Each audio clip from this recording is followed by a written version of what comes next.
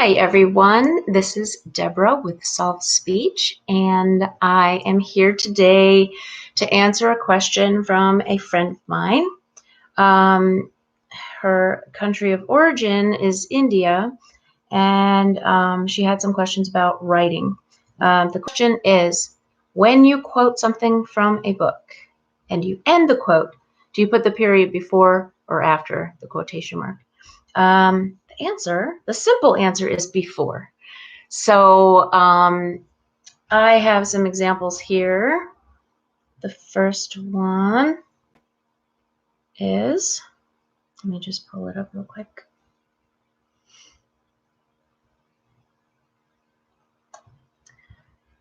He said, "I love you." And I hope that comes out right, because the way I'm looking at it, it's like backwards. But so in the simple sentence, he said, "I love you." The exact quote, the words coming out of his mouth were, "I love you." So you're quoting him saying, "I love you." Or if you're quoting from a book, it's the same thing. The author stated, comma, quote, "I love you," period, end quote. So that's the simple answer, but of course, it's language, and the mechanics of language and punctuation are never really simple. So I hope that helps. Funny thing about quotes. So let's say you're telling someone what someone else said, but this is all in writing, so we're using quotation marks. When we're speaking, we don't usually do this, but unless you're being sarcastic or making a point. But yeah, you don't really use air quotes in just normal conversation. But in writing, the next example I have here is, he said, "I love you." So we're taking that first sentence from the example, he said, "I love you," but we're saying another person said what he said. She said, "He said, I love you." And so what do you do there? You have to look at the sentence and identify what the main sentence is and what the words being quoted are. You want to put the words coming out of someone else's mouth in quotation.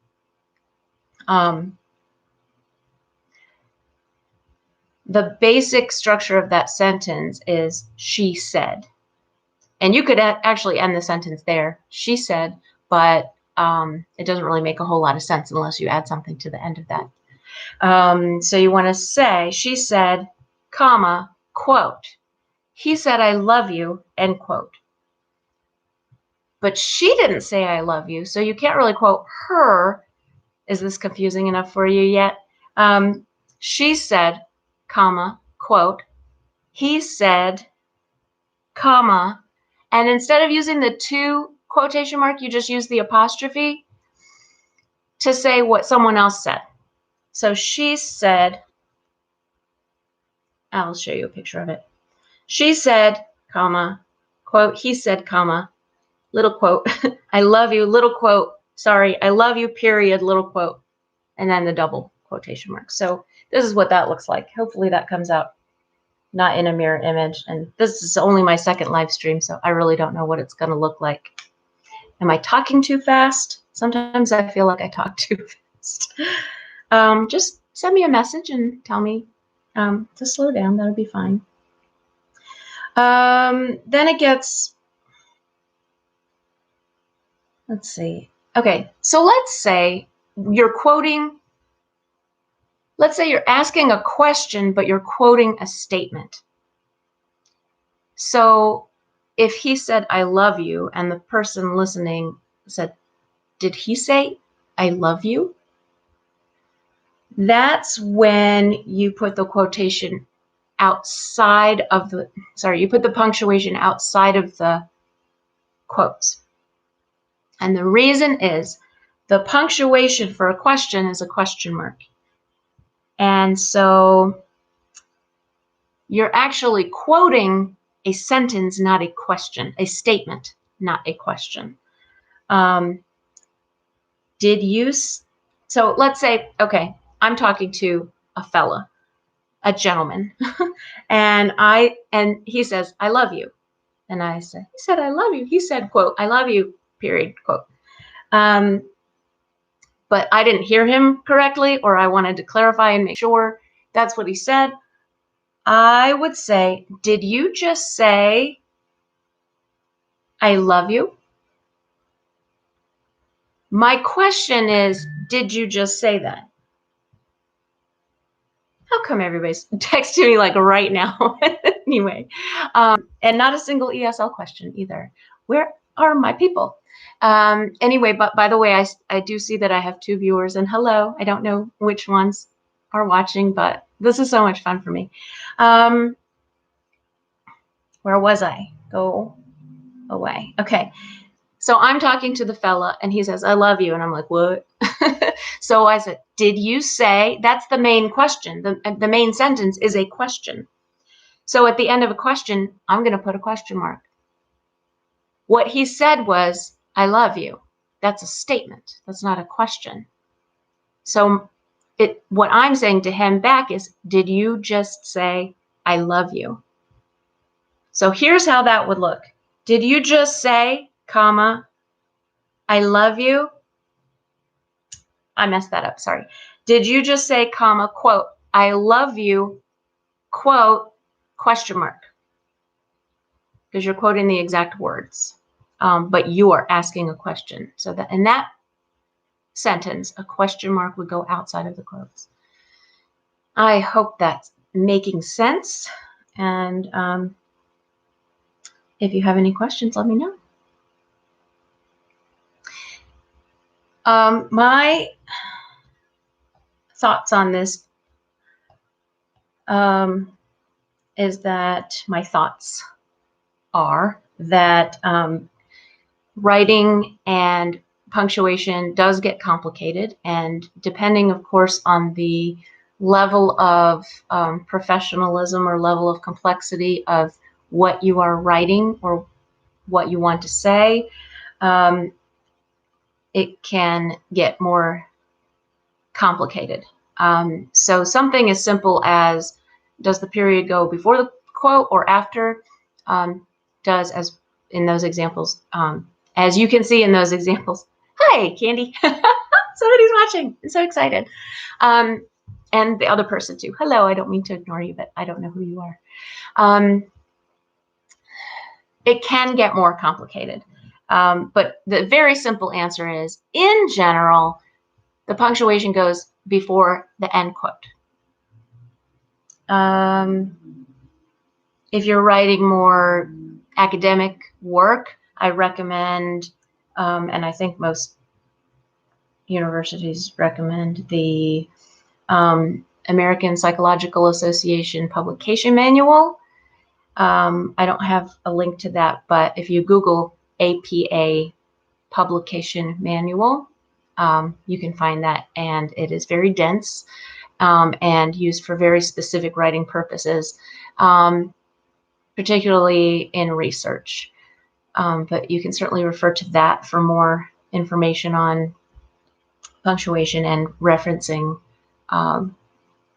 previously written material and other media. One website I came across, but I didn't actually quote this website, but I just wanted to make sure that the information that I'm giving is accurate. I wanted another source. So the source I went to was the Purdue University Online Writing Lab, and it looks like this. That's their website, OWL, Online Writing Lab. That's cute. And they have explanations of different examples of when to use punctuation with quotation marks.